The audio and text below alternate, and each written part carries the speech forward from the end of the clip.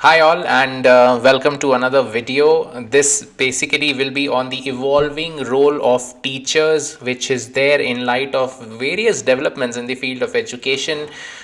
This is a presentation I made today in one program which was for the teachers, but I thought let us share it for all the teachers of Meghalaya, and in fact it will be useful for other teachers as well. So it's not, although the data and everything is pertaining to Meghalaya, but I think it will be useful for any teacher or anyone who is related or interested in the field of education. So let's get to the presentation. Alright, so the title of this presentation is Evolving Role of Teachers. The idea is, in light of so many things which are happening with the EdTech and with the schemes and with the project, there are so many tools available for our teachers to utilize to improve education. So the idea is to share it with you so that it can help you to improve, and you can leverage all these resources which are already available in your teaching, and it will help you to perform better, and the students will benefit as well. So let's get on to the first slide. This is essentially to just give you a heads up and just bring you to the same page, because when we talk of education we should first understand the scenario or the ecosystem which we are working in. So that's very important. So we have 14,000 plus schools in our state, which is very high for a small state of Meghalaya. If you compare it with other states with similar size and population, we are having 2 or 3 times. So, and the number of teachers also is the indicative figure, but roughly we have this number of teachers. Number of students is essentially 11 lakh, roughly more than that. So that translates into 1 lakh per grade. And if you see the PTR, which is very good, I think we are the best PTR in the country. And the good thing about this is that we have so many teachers, and teachers are basically the backbone of the whole education system. And then there are these all assets. If we can use it, and if we leverage all the tools available, then we can really swiftly move up the ladder of these educational indices and rankings which are there. Acer rankings, we all know that we are towards the bottom of the pyramid, but in the last few years there have been some kind of improvements which are there on the screen for you to see. PGI, which is the performance grading index, is very important, and when it comes to education, of course, you can see the figures and we need a lot of improvement.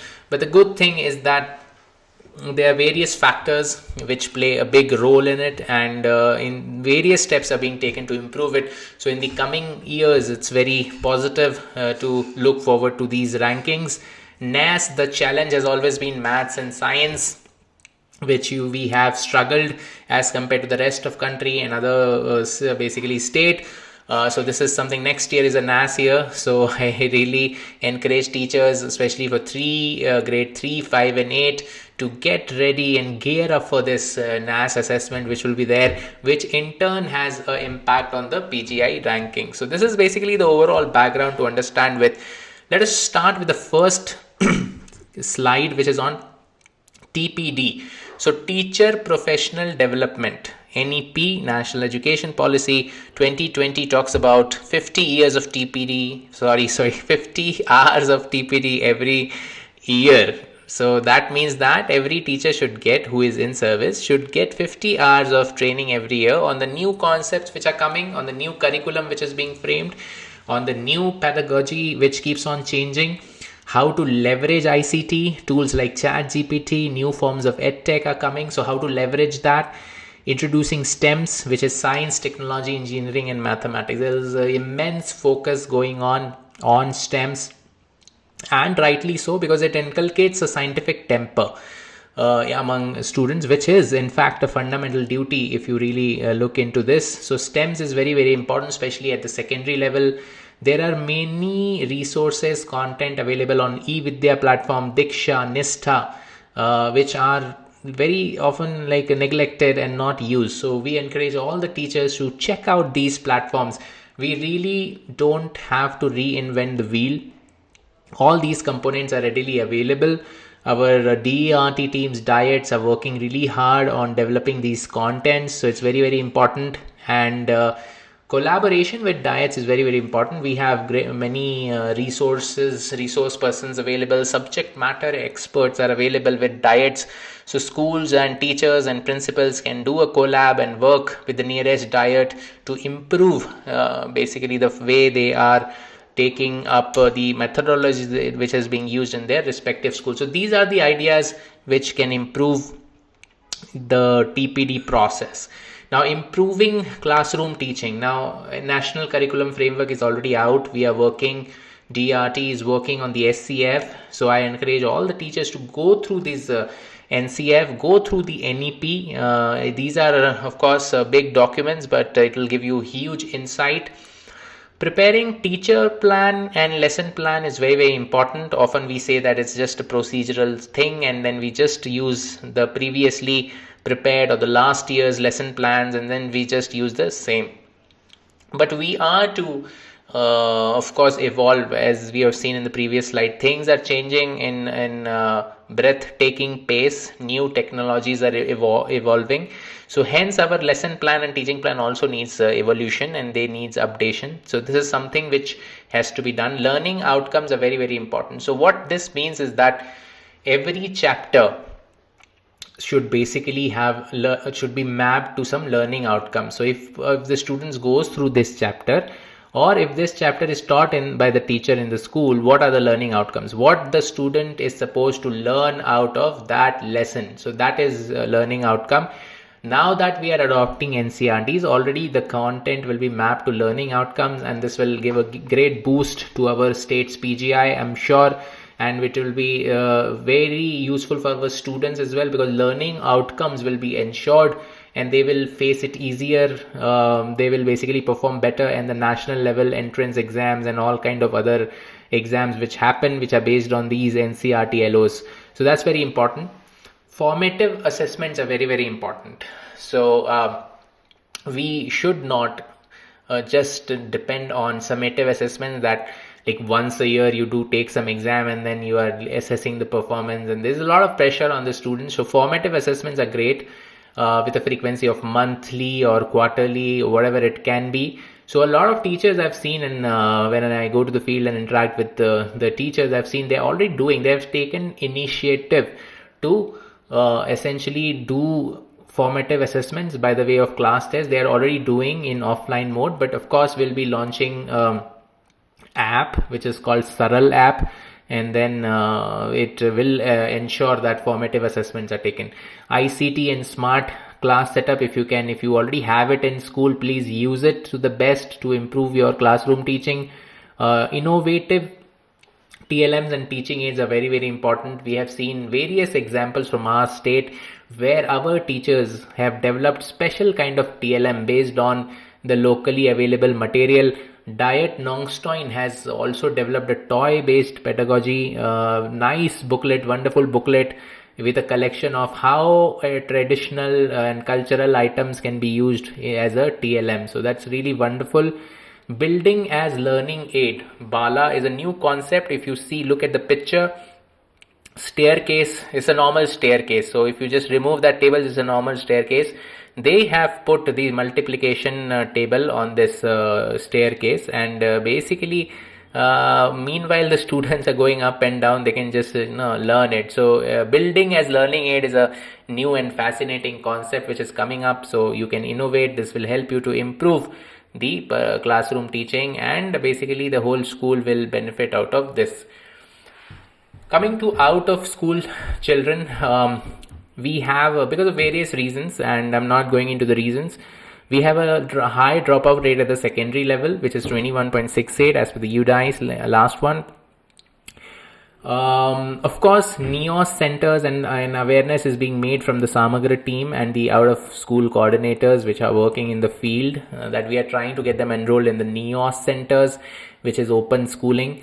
But the idea is that if the school takes up with the community, respective school, and you do some kind of a awareness session to identify the out of school children which are residing near to your school, you can take some kind of initiative from your side to bring them to school. So because that will be the first priority, that they join back the regular school. That is the first priority, and the other is of course there that NEOS center should be made. So one very good news on this front is that earlier we only had 25 NIOS centers now, and they were not spread across all the districts, but now we have signed a MOU with NIOS, and we have ensured that every district has at least one NIOS center, and we will be going for more. So we have now more than 52.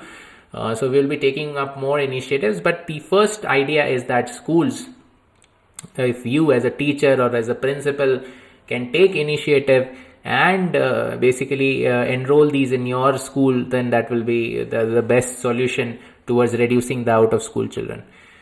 School health and wellness program is a convergence initiative between education department and health department, wherein health professionals are training the health ambassadors. So every school, they are selecting some health wellness ambassador, and we have covered 1676 schools, and they are being trained, and they are in turn training the other teachers, and they are also training some smart students as a peer learning approach, and then these children can teach other children. So now these days this nutrition aspect is not being covered. Is very important. Our children need to know what to eat and what is the right thing and what kind of right nutrition they should have. And there's a lot of anxiety, stress, and these things are evolving in the age of internet, in the age of smartphones, the pressure, academic pressure, and all those things.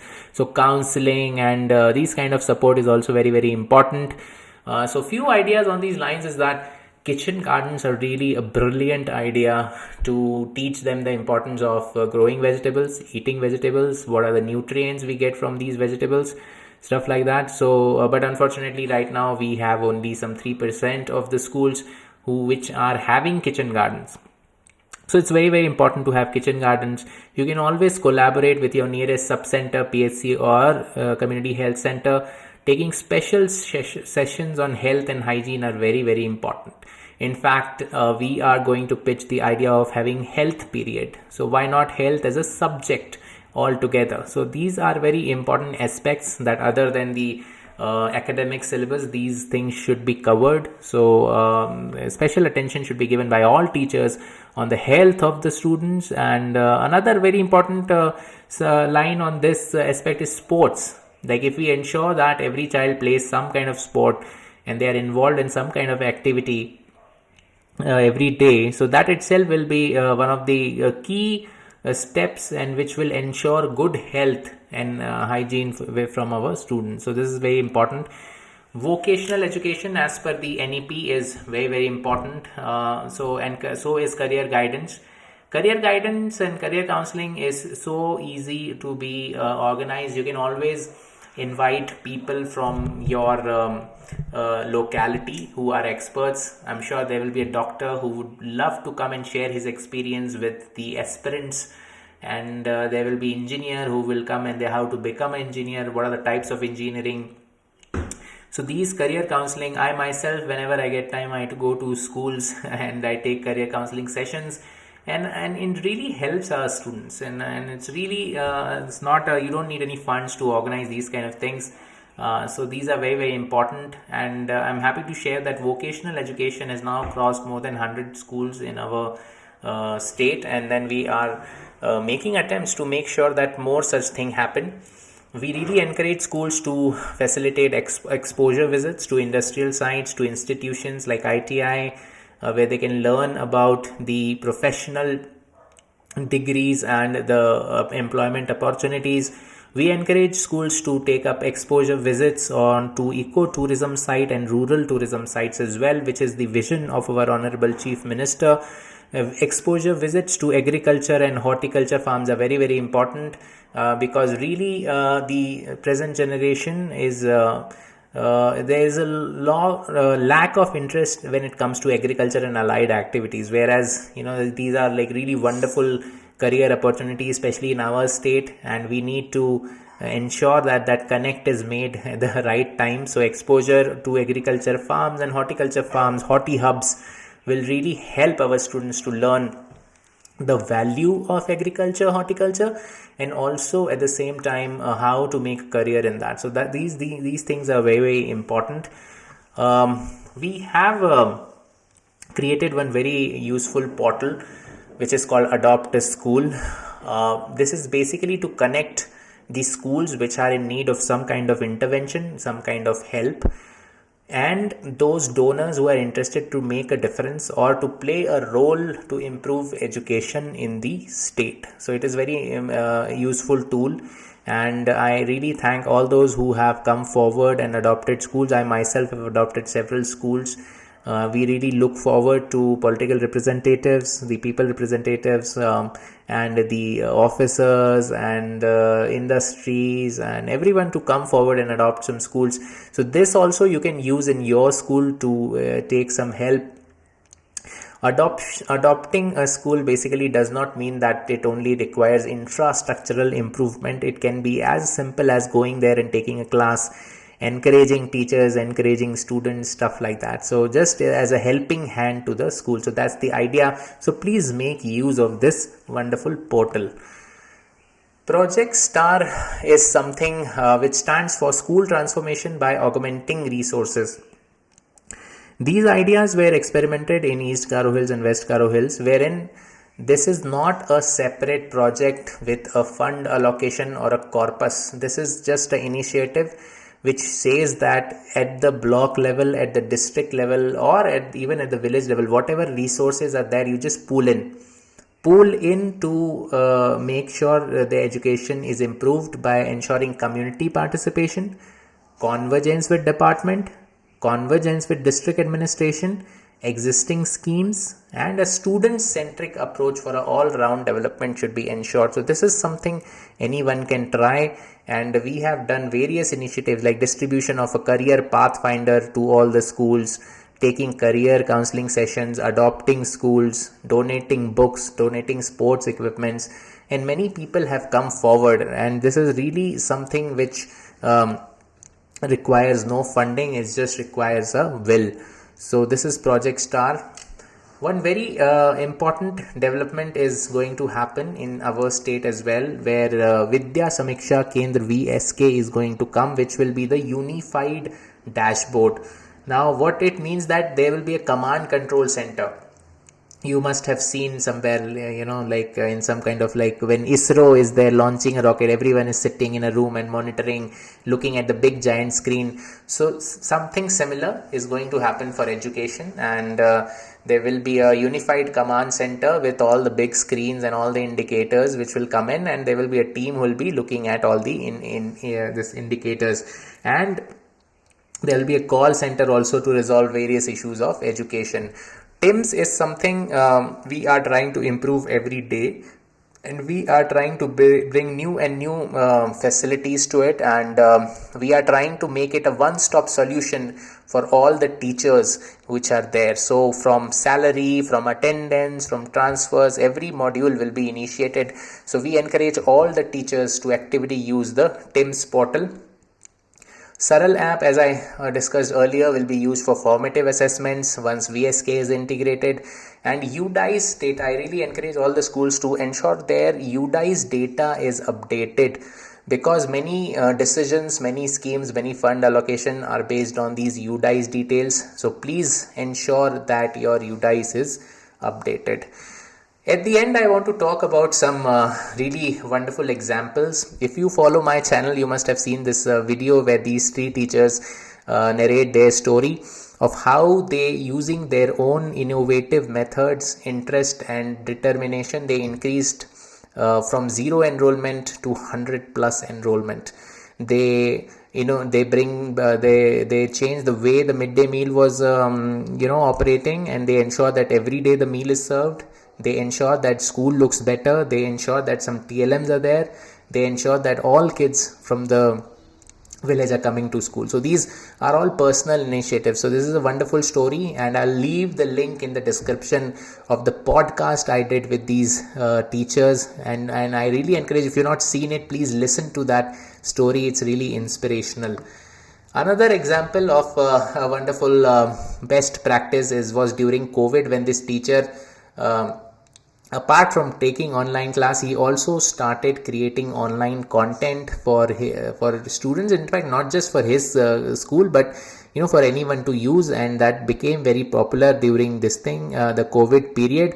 And he has also been recognized and awarded for his contribution in Diksha and different contents which have been created. So this is another best practices. At the end, I want to leave you with this thought, that the test of a good teacher is not how many questions he can ask his pupil that they will answer readily, but how many questions he inspires them to ask which he finds it hard to answer. So we have to make sure by our teaching, we have to inculcate questions being asked, that questions, that zeal for learning and understanding new things should be inculcated in our students. So that should be, in fact, NEP also says that the focus should be on making them learn how to learn. So once they do that, they will go on their own.